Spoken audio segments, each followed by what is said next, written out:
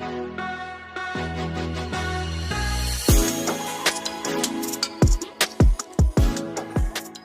Friends अब हम लोग देखेंगे question number 8 exercise 11.1 class 10th NCERT mathematics.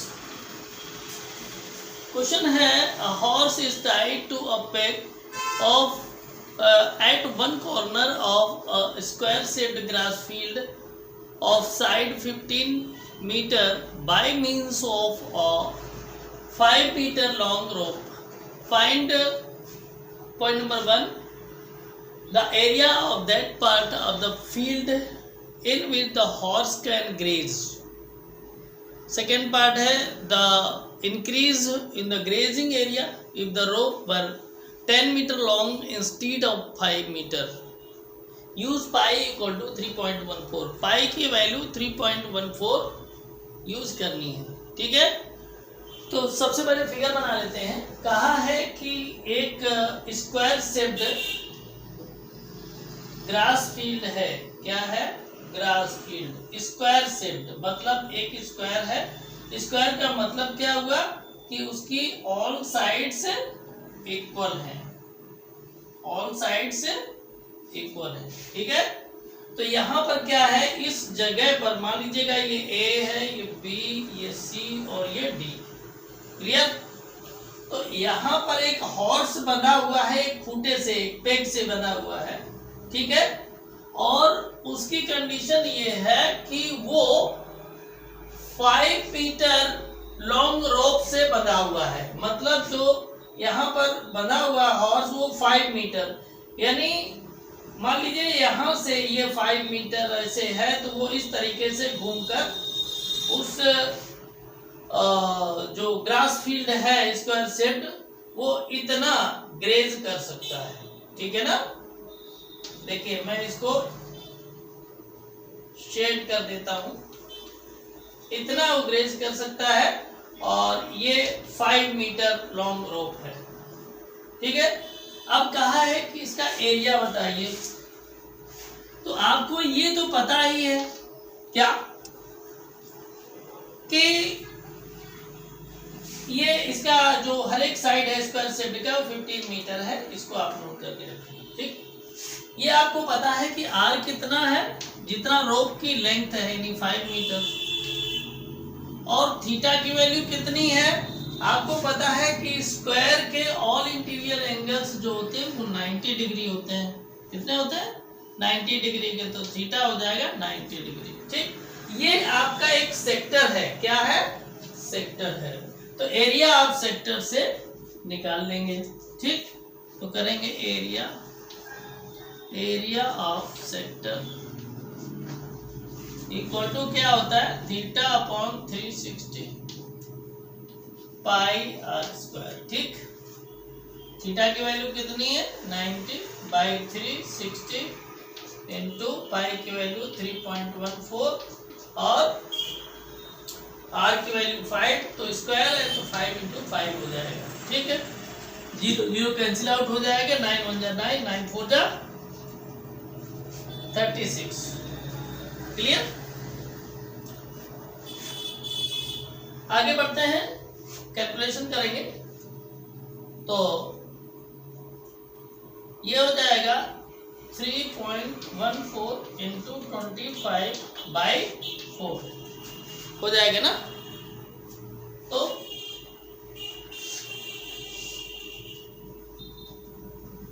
3.14 का मल्टीप्लाई 25 से कर देते हैं, तो 25 4 जा 100 हो जाएगा।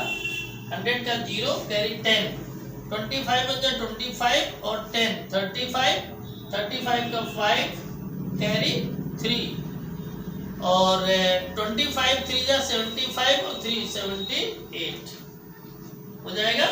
आफ्टर 2 डेसिमल लगा देंगे और बाई हो जाएगा 4। क्लियर? आप 4 से इसको डिवाइड कर दीजिए तो क्या हो जाएगा? ध्यान से देखें, 4 से अगर डिवाइड करेंगे तो क्या हो जाएगा? ये आ जाएगा 4 1 जा 4, 7 माइनस 4 3 आएगा, तो यहाँ 8 है 38 हो जाएगा। तो 4 9 जा 36 38 माइनस 36 2 बचेगा, यहाँ 5 है 25 हो जाएगा, तो 4 6 जा 24, 1 बचेगा, 0 बढ़ा देंगे, 4 2 जा 8 4 5 जा 20। तो इस तरह से इसका जो एरिया आ गया वो 19.625 मीटर स्क्वायर आ गया। क्लियर? देखिए समझ में आ रहा है कैलकुलेशन। बस आपको यही ध्यान रखना है कि जो ये रोप का लेंथ है ये आपका रेडियस हो जाएगा और थीटा की वैल्यू 90 डिग्री होगी, क्योंकि स्क्वायर का ऑल इंटीरियर एंगल्स जो होते हैं वो इक्वल एंड 90 डिग्री होते हैं। ठीक है, चलिए आगे बढ़ते हैं और अब सॉल्व करते हैं।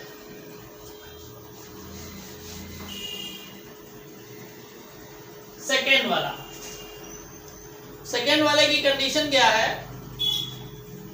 सेकेंड वाले की कंडीशन ये कहा है, ये जो लेंथ 5 मीटर रोप की थी इसको 5 मीटर नहीं, इसको 10 मीटर कर दीजिए। कितना? 10 मीटर। ठीक है, 5 मीटर की जगह ये कितना हो गया? 10 मीटर। और ये तो 90 डिग्री ही रहेगा। ठीक है, ये आपका हो जाएगा। तो यहां पर भी कर देंगे 10 मीटर और उसके बाद में वैल्यू रख दीजिए। तो ये हो जाएगा 90/360 इंटू 3.14। ठीक, और इंटू 10 हो जाएगा ना, तो ये तो वही रहेगा 4। यहाँ पर क्या हो जाएगा? ये आपका आएगा 3.14 इंटू 100/4। तो क्या करेंगे? 100 से मल्टीप्लाई करेंगे 3.14 में तो पॉइंट हट जाएगा, 314 आ जाएगा, बाई 4 हो जाएगा। ठीक है, अब आगे इसको डिवाइड कर दीजिए। क्या हो जाएगा? 31 को डिवाइड करेंगे 4 से तो कितना आ जाएगा? 4 7 जा 28, 4 7 जा 28, 31 माइनस 28 कितना हो जाएगा? 3, 34 हो जाएगा। 4 8 जा 32, अब 2 बचेगा तो 4 5 जा 20, यानी 78.5 मीटर स्क्वायर। ये आपका क्या आ गया? इसका एरिया पूरा जो ये 10 मीटर लेंथ का था। अब आपसे पूछा क्या गया है सेकंड में, ये बहुत ध्यान से देखें। The increase in the grazing area, मतलब ये है कि जो ग्रेजिंग एरिया है वो कितना इंक्रीज हो गया। तो इंक्रीज होने का मतलब क्या है? बहुत ध्यान से देखें। आप लोग इसको कंटिन्यू रखेंगे, लेकिन हमारे में इसमें जगह नहीं है तो हम यहाँ पर कर देंगे। ठीक है, आप लोग नीचे कंटिन्यू रखेंगे। ठीक है, तो यहाँ लिखेंगे इंक्रीजिंग एरिया। क्या? Increasing area. तो ये वाला जो एरिया है इसको लिख लीजिए 78.5, 0 बढ़ा दीजिए, इसमें कोई फर्क नहीं पड़ेगा। और जो पहला वाला एरिया था वो कितना था? 19.625। ठीक, अब यहाँ पर देखिए 5 के ऊपर कुछ है ही नहीं तो एक 0 और बढ़ा लीजिए। अब इसको माइनस कर दीजिए। ठीक है, तो क्या हो जाएगा?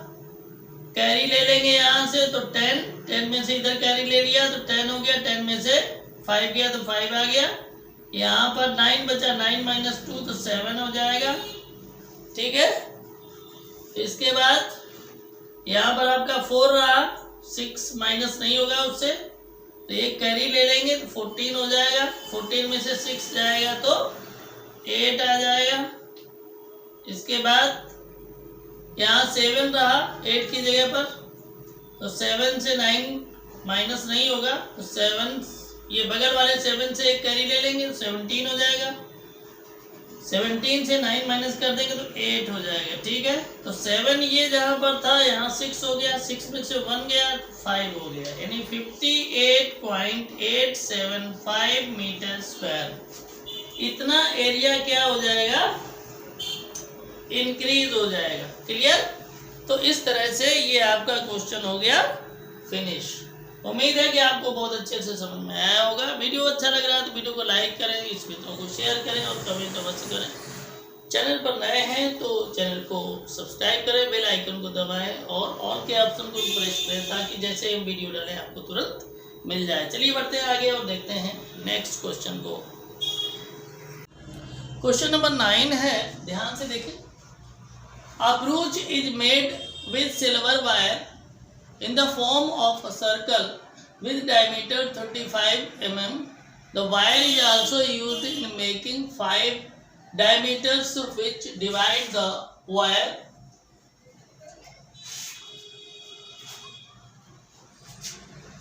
into 10 equal circles. Find, first पूछा गया है the total length of the silver wire required. Second part है the area of each sector of the brooch. ठीक है, तो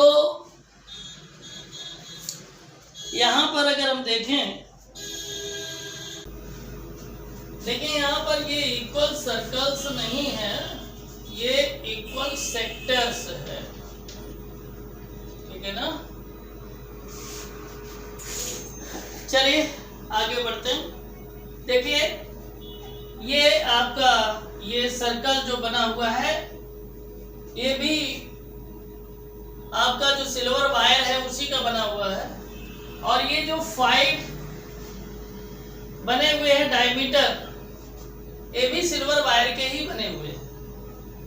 तो इसमें ये कहा गया है फर्स्ट पार्ट में कि जो टोटल सिल्वर वायर लगा है उसकी लेंथ बताइए। टोटल जो सिल्वर वायर लगा है उसकी लेंथ बताइए। तो लेंथ कैसे निकालेंगे? पहली चीज तो एक ये है कि आपका गिवन है क्या, length of each diameter equal to 35 mm। ठीक है, ये एक डायमीटर का है तो 5 डायमीटर है ऐसे ही, तो 5 से मल्टीप्लाई कर देंगे तो टोटल जो डायमीटर में वायर लगा है उसकी लेंथ निकल आएगी। ठीक है, इसके बाद में ये जो सर्कल ये ऐसे बना हुआ है ये भी सिल्वर वायर से ही बना है, तो ये तो आपका क्या हो जाएगा, ये सर्कमफरेंस हो जाएगा। ठीक है, तो क्या करेंगे, लिखेंगे द टोटल लेंथ, the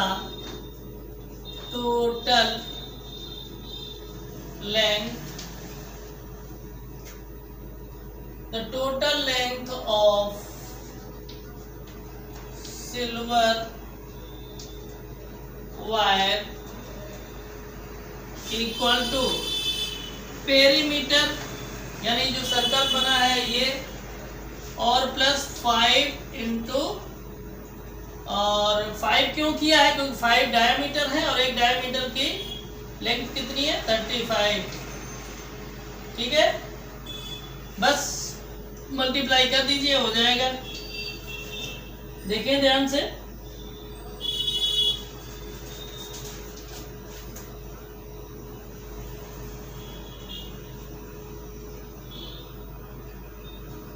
पाई की वैल्यू कितनी है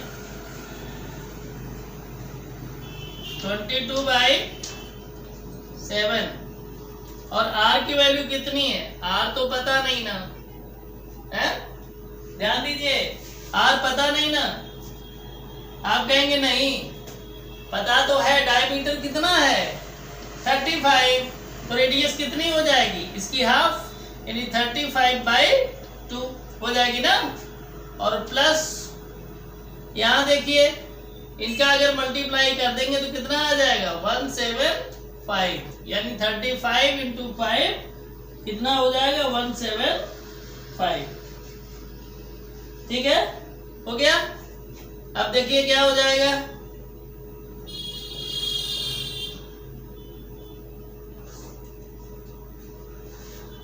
टू से 2 कैंसिल आउट हो जाएगा, 7 से 35 कैंसिल आउट हो जाएगा 5 टाइम में। तो ये आपका हो जाएगा 22 इंटू 5 प्लस 175। 22 का 5 में मल्टीप्लाई करेंगे तो 110 हो जाएगा प्लस 175। तो देखिए इसको ऐड कर देंगे तो क्या हो जाएगा 285 mm। ये होगा सिल्वर वायर की टोटल लेंथ। उम्मीद है कि आप लोगों को ये समझ में आ गया होगा। क्लियर? चलिए बढ़ते हैं आगे। सेकेंड जो इसका पार्ट है उसको सॉल्व करते हैं। उसमें कहा है कि हर एक सेक्टर का आपको एरिया निकालना है। तो चलिए देखते हैं सेकेंड पार्ट को। तो देखें इसको, यहाँ पर ध्यान से देखें। अगर हम इस सेक्टर को एरिया निकालना चाहें, बहुत ध्यान से देखिए, तो सब कुछ तो ठीक है, आपका जो रेडियस है वो भी 35/2 आ जाएगा। लेकिन जो इसका ये थीटा की वैल्यू जो आएगी, बहुत ध्यान से देखें, थीटा की वैल्यू जो आएगी वो कितनी आ जाएगी 360/10। क्यों? क्योंकि 10 सेक्टर्स में ये बटा हुआ है, ठीक है ना, और टोटल सेंट्रल एंगल जो है वो 360 का है। तो ये आपका आ जाएगा 36 डिग्री। और 36 डिग्री की वैल्यू रखने में आपको बहुत ही प्रॉब्लम होगी, है ना।